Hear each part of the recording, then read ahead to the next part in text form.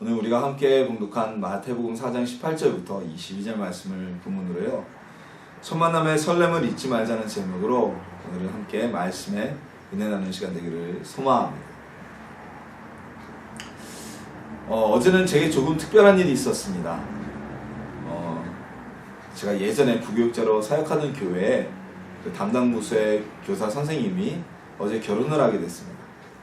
그리고 제가 그 결혼에 주례를 하고 왔습니다.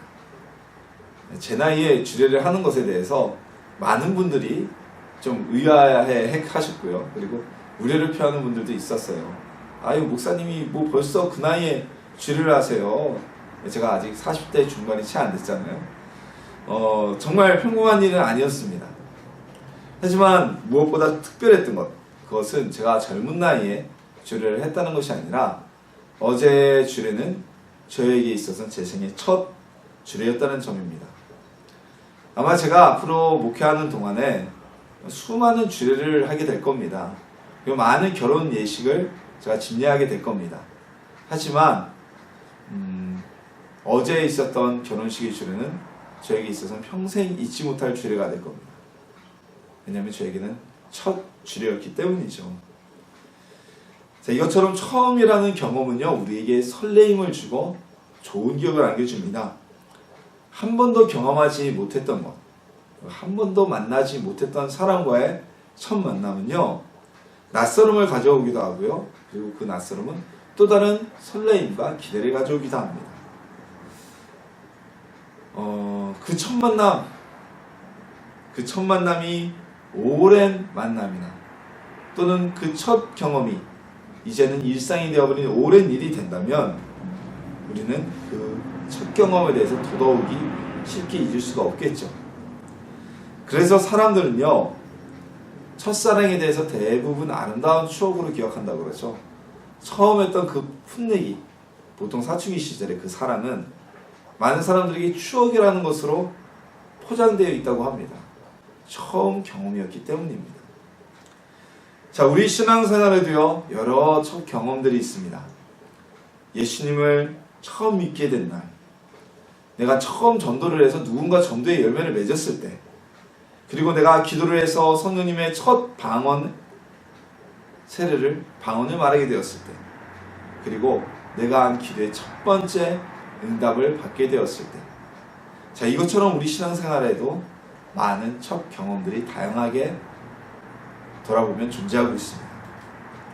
자, 오늘은요, 이런 우리 신앙생활의 여러 첫 경험 중에서도 예수님을 처음 만난, 예수님과의 첫 만남의 기억을 한번 돌아보고자 합니다. 우리에게 예수님과의 첫 만남은 어떤 기억으로 있나요? 어떤 설렘이 있나요? 또는 우리에게 그 기억, 예수님과의 첫 만남의 기억은 뚜렷이 남아있나요? 그 첫 만남이 왜 중요한지, 왜 오늘 제가 본문의 제목을 첫 만남의 설렘을 잊지 말자라고 정했는지 오늘 말씀을 나누면서 함께 돌이켜보고 일단 은혜를 나누는 시간 되기를 소망합니다. 이 복음서에 따라서 약간의 순서적인 배열의 차이는 있지만 예수님께서 첫 제자로 부르신 사람은 베드로와 안드레, 그리고 곧바로 뒤이어 야고보와 요한이었다는 사실에 이 큰 틀에는 이견이 없습니다. 오늘 우리가 읽은 본문의 말씀은요, 예수님께서 베드로와 안드레를 제자로 부르신 내용인데요, 예수님께서는 이들을 보시고 나를 따라오너라, 내가 너희를 사람을 낚는 어부가 되게 하리라고 말씀하셨습니다. 예수님이 내가 너희에게 내 제자가 되면 연봉 얼마를 주고 내가 나중에 이 나라의 임금이 되면 어떤 자리를 주고 라는 스카우트 제안을 하지 않으셨어요. 단지 나를 따라오너라, 내가 너희를 사람을 낚는 어부가 되게 하리라, 이 말씀만 하셨을 뿐인데 베드로와 안드레는 그물을 버려두고, 자신들이 손질하는 그물을 버려두고 곧바로 예수님을 쫓아 나서게 됩니다. 야고보와 역시 자신들이 하던 그물 깁는 일과 아버지가 옆에 있었음에도 아버지와 배와 그물을 버려두고 곧바로 예수님의 제자가 되었습니다. 자, 이건 좀 상식적으로 이해가 되지 않는 일입니다. 어떻게 생각하면 예수님은 말의 능력이 있으니까 사람을 홀리듯이 마치 피리 부는 사나이가 피리를 불어서 온 동네 아이들을 홀려서 끌려간 것처럼 베드로야 나를 따라오라 하니까 이 사람들이 홀려서 쫓아간 거 아닐까? 아닙니다. 우리 하나님께서 우리에게 주신 가장 큰 사람들에게 주신 복 중에 하나는 선택권입니다. 자유의지입니다. 예수님이 부르셨다고 하더라도요, 싫어요 라고 얘기할 수 있는 거예요. 그리고 예수님은 사람을 홀려서 그렇게 사용하시는 분이 아니에요. 근데 이들은 왜 예수님이 이런 말 한마디 던졌을 뿐인데 생업을 버리고 생계를 버리고 예수님을 따랐을까요? 거기에는 그만한 이유가 분명히 있었습니다. 자, 오늘 본문 말씀은요, 베드로와 안드레 그리고 예수님과의 첫 만남이지만 그 내용이 자세하게 기록되어 있지 않습니다. 예수님과 이 두 제자의 첫 만남의 장면은요, 누가복음 5장에 아주 자세히 기록되어져 있는데요. 예수님께서 하나님의 나라의 말씀을, 하나님의 나라를 선포하시고 그 말씀을 전하기 시작하시자 예수님의 말씀을 듣기 위해서 많은 사람들이 모여들기 시작했습니다. 그래서 굉장히 번잡해졌어요. 그러자 예수님이 사람들이 몰려와서 더 이상 땅 위에서는 갈릴리 호숫가에 가셨는데 땅 위에서는 말씀을 전하기가 참 복잡해졌습니다. 사람들과의 간격도 없었고 그때는 예수님을 따르는 제자들도 없었기 때문에 누군가 질서 유지를 해줄 사람도 없었겠죠. 그때 마침 갈릴리 호숫가에 배 두 척과 그 배의 주인인 베드로가 있었던 것을 예수님이 보셨습니다. 그리고 배 옆에서 그물을 싣고 있던 베드로에게 당신의 배를 내가 사용하기를 원하다. 나를 배에 태워서 호숫가에서 약간만 물 가운데로 띄워줘라 라고 얘기했습니다. 그래서 예수님은, 베드로는 그 예수님의 부탁을 들어줬고요. 예수님은 베드로의 배를 타고 사람들은 물가에 쭉 앉아서, 요즘 말로 얘기하면 예수님이 수상 무대에서 하나님의 나라를 사람들에게 전하셨습니다. 자, 예수님은 이 배를 사용한 대가를 그냥 넘어가지 않으셨어요. 마침 베드로는 그날 밤새도록 고기를 잡았지만 허탕을 쳤습니다. 어부가 고기를 못 잡는다면 이게 이런 낭패가 어디 있겠습니까? 예수님은 베드로에게 말씀하십니다. 당장 가서 깊은 곳에 가서 그물을 던져라. 베드로는 예수님의 말씀에 따랐고 그 그물에는 밤새 고기를 잡았지만 실패했던 베드로에게 예수님의 말씀에 따라 깊은 곳에 가서 그물을 던지니 그물이 찢어질 만큼 수많은 고기가 그물에 가득 차게 되었습니다. 이것이 베드로와 예수님과의 첫 만남의 구체적인 내용이었습니다. 자, 예수님에 대한 베드로의 인생이 어땠을까요? 굉장히 강렬했겠죠. 예수님을 배에 태우고 예수님 곁에서 하나님 나라의 말씀을 전하는, 하나님의 권위로 선포되는 예수님의 말씀을 들으며 베드로는 이미 마음이 움직였을 겁니다. 그것만이 아니라 예수님께서 깊은 데 가서 그물을 던지라 하셨을 때 자신의 상식으로는 이루어질 수 없는 놀라운 기적이 일어나는 것을 체험한 베드로는 예수님에 대해 정말 대단한 분, 이런 분이 또 있을까라는 아주 강렬한 기억을 가지게 될 수밖에 없었을 것입니다. 이 강렬한 인상을 가진 예수님께서 나를 따르라고 말씀하셨을 때 그 첫 만남의 기억, 첫 인상 때문에 베드로는 모든 것을 버려두고 안드레도, 또한 베드로와 안드레의 사촌이었던 인척이었던 야고보한 역시, 요한 역시 예수님을 따르게 되었던 것입니다. 베드로는 예수님과의 이 첫 만남을 아주 또렷하게 기억에 담고 있었습니다. 그리고 또다시 이 기억을 떠올리게 되는 일이 생깁니다. 바로 부활하신 예수님을 갈릴리 호숫가에서 만났을 때였습니다. 부활하신 예수님은 집안에 숨어있던 제자들에게 찾아오셔서 내가 갈릴리로 갈 터이니 너희들은 그곳에 먼저 가 있으라고 말씀을 전하셨습니다. 제자들은 갈릴리로 이동합니다. 하지만 예수님은 언제 올지 알 수가 없었어요. 허송세월을 버리기 싫었고 또 어떻게 보면 언제 나타날지도 모르는 예수님 때문에 생계를 두 손을 놓고 있을 수 없었다고 생각했던 베드로는 자신을 따르는 몇몇 제자들과 함께 고기를 잡으러 갑니다. 베드로는 밤새도록 고기를 잡았지만 역시 허탕을 쳤습니다. 그때 바닷가에서, 호숫가에서 누군가가 베드로를 향해 외칩니다. 너희가 고기를 잡았느냐? 우리가 밤새 수고하였지만 고기를 잡지 못했습니다. 그래? 그럼 배 오른편에 그물을 던져라. 그 사람의 이야기처럼 배 오른편에 그물을 던졌을 때 그 그물에는 153마리의 물고기가 가득 차게 되었습니다. 이때 베드로는 머리에 번쩍 떠오르는 기억이 있었습니다. 바로 예수님을 처음 만났을 때 그때의 기억이, 그 강렬했던 기억이 떠올랐습니다. 이 기억을 떠오르는 베드로는 한마디 외칩니다. 주님이시다. 저 바닷가에 서 있는 저 사람은 곧 예수님이시다라고 외쳤던 것입니다. 베드로와 안드레 그리고 이외에 다른 예수님의 제자들의 예수님에 대한 첫 만남의 기억을 강렬한 기억을 간직하고 있었습니다. 그리고 그 만남의 기억을 잊지 않았습니다. 이것은 예수님의 제자들 12제자만의 기억이 아니었습니다. 사도 바울 역시 다메섹으로 가는 길에서 만난 예수님과의 첫 만남의 기억을 평생 간직하고 잊지 않고 살았습니다. 그렇게 이 사도들과 제자들은 어떠한 박해와 핍박, 고난이 있었을지라도 예수님과의 그 뜨거웠던 첫 만남을 기억하며 그 모든 시험을 이겨낼 수 있고 믿음을 지킬 수 있었던 것입니다.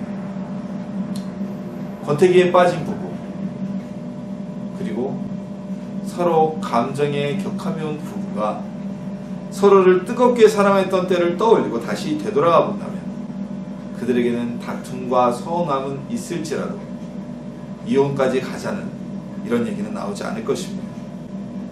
우리도 그래서 예수님과의 첫 만남을 기억해야만 합니다. 이런 말씀에 어떤 성도님들은 이렇게 얘기하실지도 모릅니다. 아니 목사님, 저는 모태신앙이라 어릴 때부터 교회를 다녀서 언제 예수님을 만났는지 모르겠어요. 또 마찬가지로 어떤 분들은 저는 아주 어릴 때부터 모태신앙은 아니지만 부모님의 손을 잡고 함께 교회를 나왔기 때문에 글쎄요, 제가 언제 예수님을 만났는지 저는 기억에 잘 안 나네요. 참, 혹시라도 이런 성도님들이 계시다면요, 이건 정말 안타까운 일입니다. 자, 우리가 예수님을 만난다는 건요, 교회를 다닌다는 게 아닙니다. 교회 다님 이퀄 예수님과의 만남 아니에요. 우리가 예수님과의 만남이라는 것은 예수님을 나의 구주로 영접하고 내가 하나님의 아들이신 예수님을 믿고 인정하는 예수님과의 첫 번째 인격적인 만남을 이야기하는 겁니다. 아무리 모태신앙이라도 그 어린아이가 무엇을 알아서 예수님과의 인격적 만남을 갖겠어요? 주일학교 아이들이 손을 잡고 부모의 손을 잡고 온다고 해서 단지 그 이유만으로 그 아이들이 예수님을 만날 수는 없는 겁니다. 주일학교 아이들이라도 인격적으로 예수님을 만나면 그 시간이 그 아이와 예수님과의 첫 번째 만남이 되는 겁니다. 모태신앙이라고 해도 예수님을 믿는다는 것은 성경 안에만 계신 예수님 또는 우리 부모님이 체험한 예수님이 아니라 내가 체험한 예수님을 만난다는 것이죠. 베드로에게 예수님은 하나님의 나라를 선포하는 권위 있는 말씀을 전하는 분이셨고 또한 물고기도 잡히게 하시는 놀라운 분이라는 첫 만남의 인상이 기억으로 남아져 있었습니다. 우리 성도님들에게는 예수님과의 첫 만남이 어떤 기억으로 남아있으신가요? 첫 만남에 대한 기억이 강렬했던 베드로와 안드레는 배와 그물을 버려두고 예수님의 제자가 되었습니다. 이처럼 첫 만남과 첫 인상은요, 그 사람과의 이후의 관계를 좌우하는 아주 큰 역할을 하게 됩니다. 첫 만남의 기억이 좋지 않았던 사람은요, 그 이후에 아주 친해지고 끈끈해지기가 쉽지가 않습니다. 어떤 큰 계기를 통해서 첫 만남에 대한 인상이 사라지기 전에는 대면하고 그저 그런 관계로밖에 될 수밖에 없어요. 하지만 첫 만남의 기억이 좋았던 사람은요, 그 기억 때문에 아주 오랜 세월 동안, 오랜 시간 동안 관계가 지속적으로 유지될 수가 있는 겁니다. 베드로가 갈릴리 호숫가에서 부활하신 예수님을 다시 만나게 됐을 때 그의 강렬했던 첫 만남의 기억은 예수님이 그 바닷가의 사람이 예수님이라는 것을 알게 하였습니다. 그와 같이 우리에게 있는 예수님과의 첫 만남의 기억은, 그 설레임은 우리의 신앙생활을 유지하게 하는 힘이 되는 것입니다. 어떤 성도님에게는 정말 불과 같은 성령의 역사, 놀랍고 강렬했던 그 뜨거움의 역사가 예수님과의 첫 만남의 기억으로 남아있을 겁니다. 또는 어떤 성도님들에게는 정말 잔잔하고 따뜻하고 부드러운 위로하시는 예수님과의 만남이 첫 만남의 기억으로 남아있을 수도 있습니다. 이것은 어느 것이 정답이라고 이야기할 수가 없어요. 왜냐하면 주님이 만나주시는 것은 각 사람의 필요와 마음의 상태에 따라서, 상황에 따라서 만나주시기 때문입니다. 우리에게 예수님에 대한 첫 만남의 기억이 희미하게 된다면, 또는 없다고 느껴질수록 우리가 예수님을 믿는 신앙생활에 문제가 발생하기 시작합니다. 내가 왜 이분을 믿게 되었는지, 내가 왜 이분을 따르게 되었는지, 예수님이 이분이 내게 어떤 의미였는지 되돌아볼 수 없다면 오늘을 믿는 믿음은 의미가 없어지게 되죠.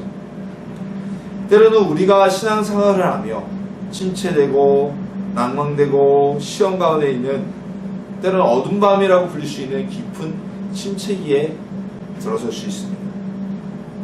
이때 우리 믿음의 침체기, 믿음의 어둠 밤, 이 긴 터널을 벗어나게 하는 힘은 바로 예수님과의 첫 만남의 설레임의 기억입니다. 권태기에 빠진 부부, 그리고 커플들이 과거 뜨거웠던 시절, 그 시절의 연애 행동, 그 시대에 만났던 연애 장소를 다시 되돌아보면서 기억을 살린다면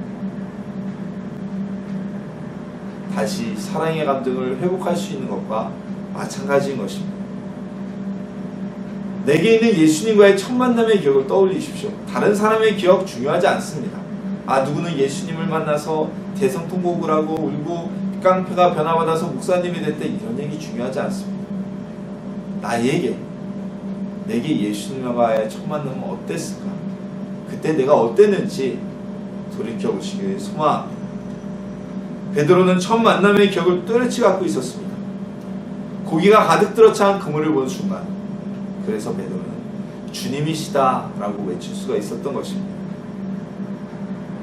내게 있는 예수님과의 첫 만남의 추억을 종종 꺼내보는 우리 성도님들이 되시길 예수님의 이름으로 소망합니다. 예수님께서는 요한계시록에서 예수님을 향한 처음 그 열정을 잃어버린 예배소 교회를 향해 처음 사랑을 버렸다라고 책망하셨습니다. 자, 우리가 예수님을 처음 만났을 때, 우리가 성령님의 은혜를 체험했을 때, 처음 체험했을 때 기억이 어떻게 떠오르시나요? 저는 제 나이 11살 때 처음으로 성령 세례를 받았습니다. 굉장히 오랜 세월이지만 저는 아직도 그때의 기억이 생생합니다. 알 수 없는 기쁨이 넘치고 있고요. 정말 색다른 경험이었어요. 제가 그 이후에도 성령님의 은혜를 체험한 경험은 여러 번 있습니다. 하지만 11살 때 처음 성령의 세례를 받았던 그 기억만큼 강렬하고 또렷하게 남아있는 기억은 많지 않습니다. 왜 그럴까요? 그 11살 때의 기억은, 그 경험은 저에게 첫 경험이었기 때문입니다. 우리 성도님들 중에 교회를 통틀어 보면 가장 열심을 내는 성도님들이 어떤 분인 줄 아시나요? 장로님, 권사님, 집사님? 아닙니다. 예수님을 처음 믿고 처음 그 은혜를 체험한 새신자들입니다. 이 새신자인 성도님들은요, 정말 예수님을 만난 그 은혜가 너무 좋아가지고 너무 행복해서 주일이면 교회를 떠나지 않으려고 해요. 하루 종일 교회에 있으려고 하고, 어떻게 하면 내가 봉사도 하고 싶고, 그리고 내가 체험한 예수님을 사람들에게 전하고 싶어 합니다. 왜 그럴까요?